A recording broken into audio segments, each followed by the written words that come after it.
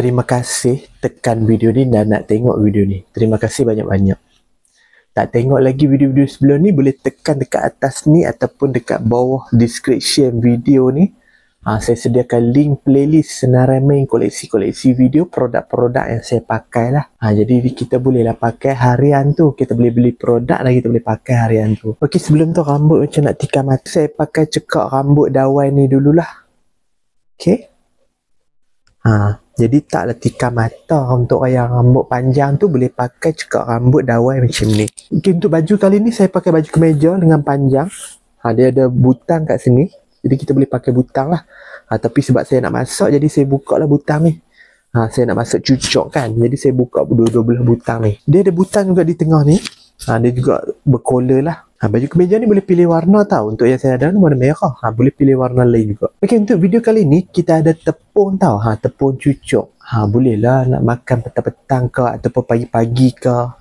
Okey, video ni saya buat malam tau. Saya lapar nak makan apa tak tahu tau. Nasib baiklah ada tepung cucuk macam ni.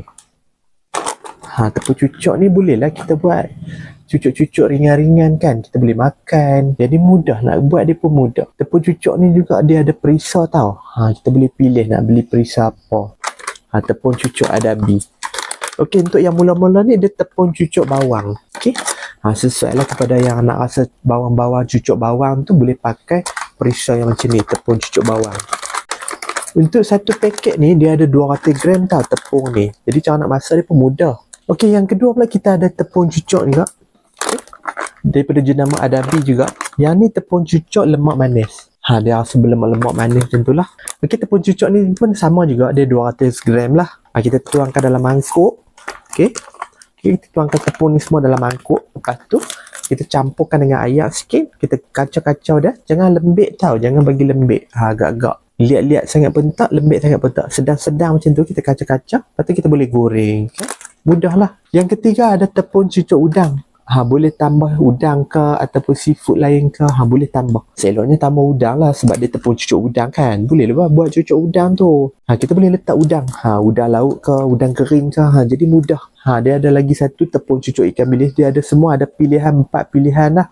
Tepung cucuk ni. Dia ada boleh pilihan cucuk lemak manis, cucuk udang, cucuk bawang dan juga cucuk ikan bilis pun ada. Saya pakai kuali kecil mini macam ni. Jadi mudah lah nak masak dalam bilik macam ni kan. Okay.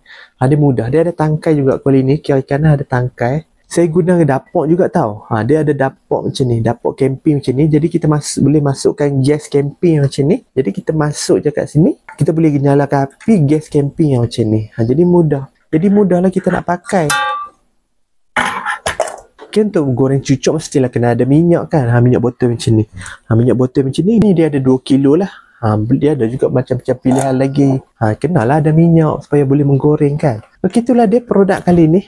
Okey, tepung cucuk 4 perisa lah. Kita ada tepung cucuk bawang. Okey, lepas tu kita ada cucuk lemak manis.